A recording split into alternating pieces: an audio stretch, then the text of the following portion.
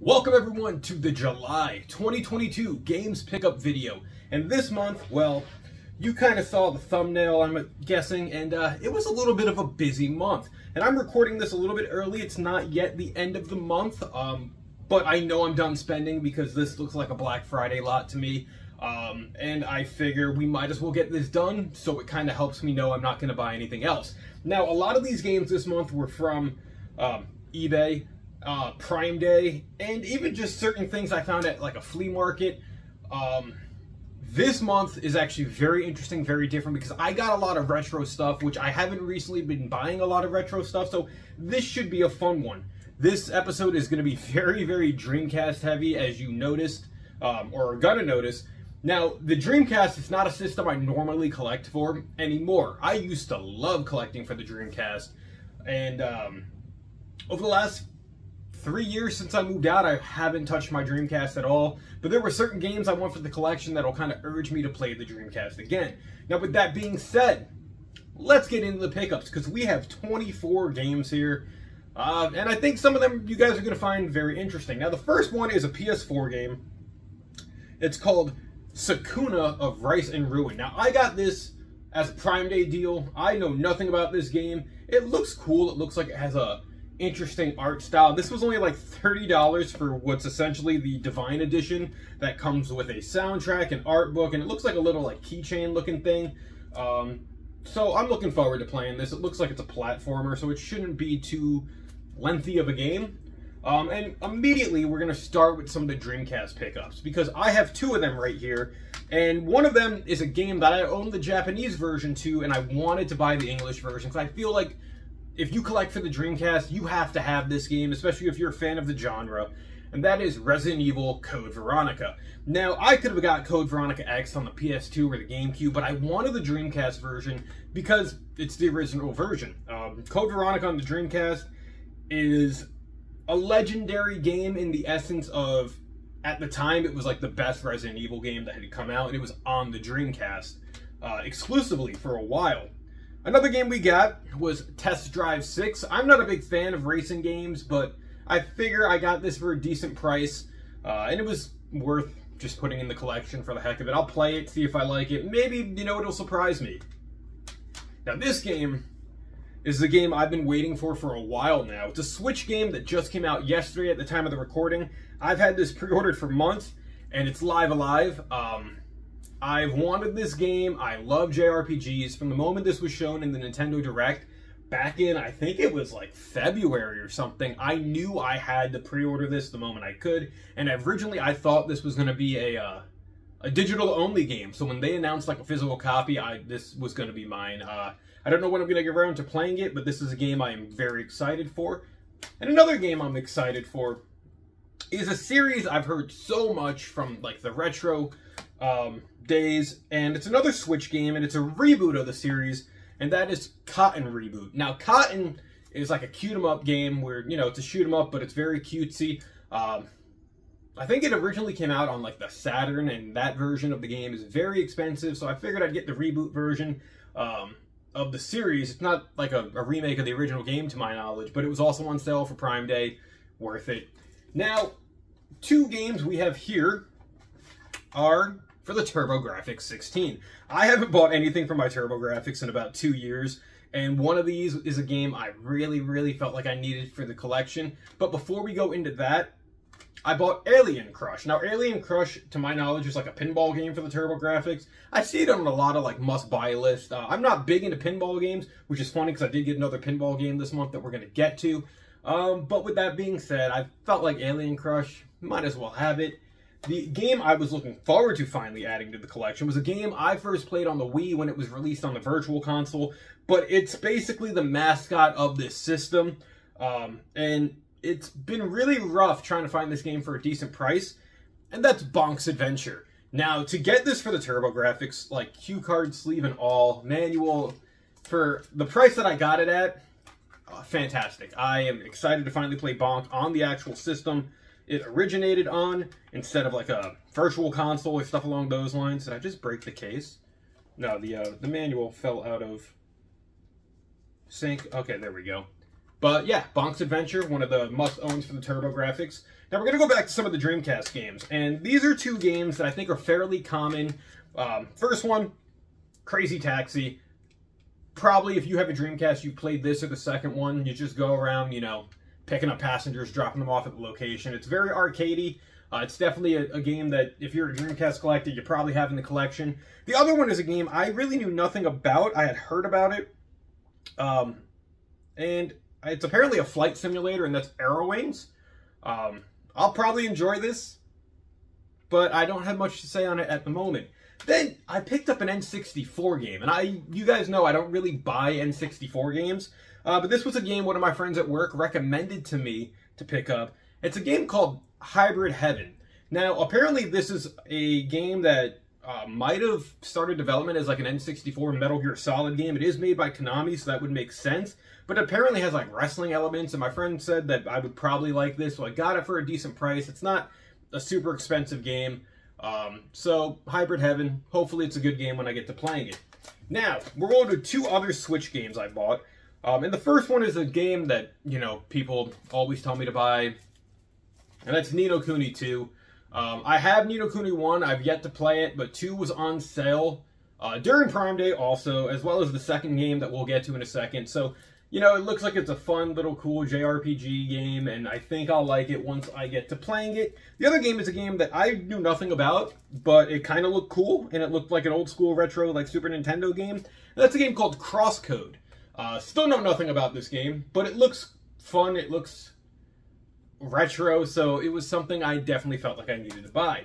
Now, we're going back to the Dreamcast for the next 3 games, and first we'll talk about Tomb Raider Chronicles. Now, I think I've said in the past that I'm not a big fan of the old school Tomb Raider games. I first played Tomb Raider 2 on the PlayStation 1. I think I own it, and I never beat it, could never really get far in it, but I do own a few of the Tomb Raider games now, and that's going to play into something later that we're going to get to.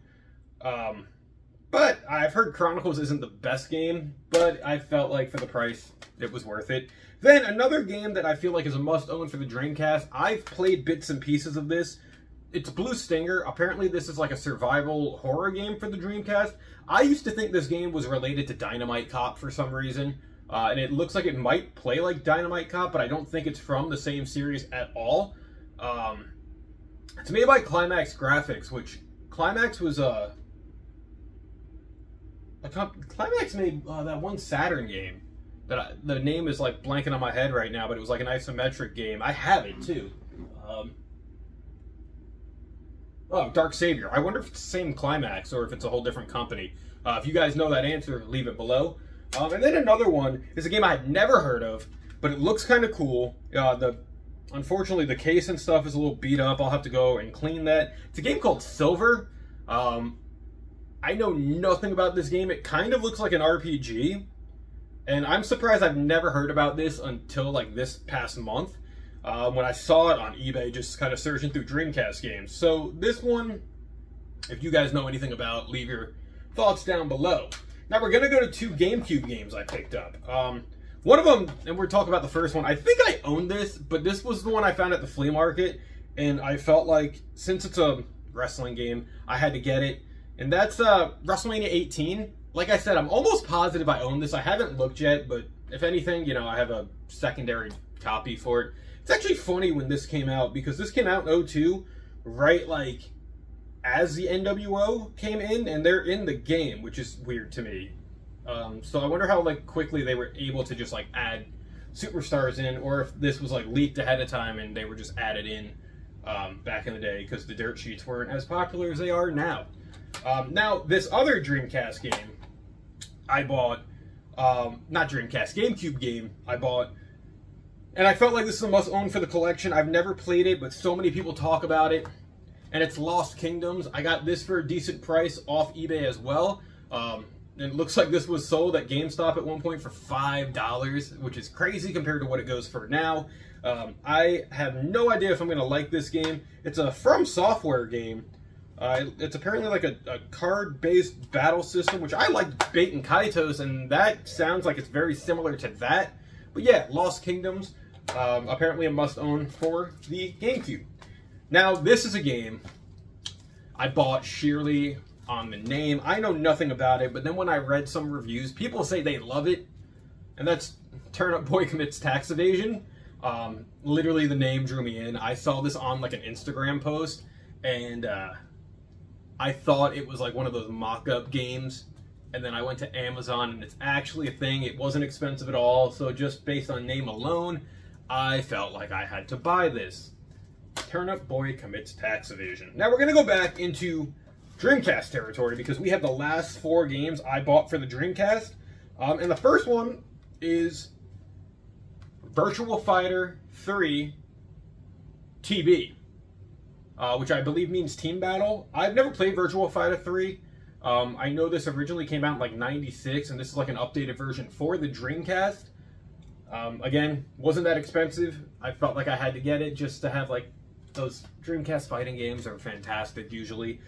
This is a game that I found out was a multiplayer only game, and if I knew that, I probably would have like not bought it. But it's an eccentric game, it looks like, called Ooga Booga. I know nothing about this game. It kind of looks like a party mayhem kind of game. But with that being said, it looks like fun enough, right? Tell me if you guys have ever played this. Then, another game I've played on almost every system in the past, but I never actually owned it. So I felt like getting it on the Dreamcast was probably the best bet, and that's Rayman 2. This game, not rare at all, fairly common on almost every system it's been released on. It's literally been released on almost every system since the early 2000s. But the Dreamcast version, with like the VGA hookup and all that, looks fantastic. So I felt like I had to pick this up. Now the last one is a game that I've never played any of the earlier games in the series, so I don't know how I'm going to like this. I like the modern games, but the earlier games are so different, and what am I talking about? GTA 2. This game came out on the PC, the PS1, and the Dreamcast. I did like comparison videos on like YouTube. I looked at them, and the Dreamcast version looks like the superior console version, just because of the horsepower behind the Dreamcast. So I felt like for a top-down GTA game, I might as well get this, give it a shot, see if I like it. And if not, at least I own GTA 2 on the Dreamcast. You know, that's kind of cool. Now we're going to go into the last 2 games I picked up, and these are Sega Saturn games. And these tie into 2 things I said earlier, and they're kind of related to 2 games I bought earlier. Remember earlier, about 5-6 minutes ago, I said I wasn't big into pinball games when talking about Alien Crush? Well, I bought Last Gladiators Digital Pinball for the Sega Saturn. Now, you know, like I said, I'm not big into pinball games, but for, I guess, a nice, like, relaxing night, I guess this could be fun, just chilling in my game room and just playing pinball, you know. Know nothing about this, but it looks cool enough. And remember when I said I wasn't a big fan of Tomb Raider games, the older ones in the series? Well, I bought Tomb Raider for the Sega Saturn.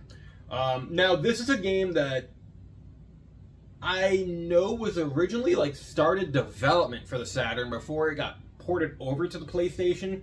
And I felt like if I was ever going to buy the original Tomb Raider, I wanted it on the Saturn for that knowledge alone, just because this was the system, in essence, it was originally meant to be on. I've never played the Saturn version. I played bits and pieces of the PlayStation version.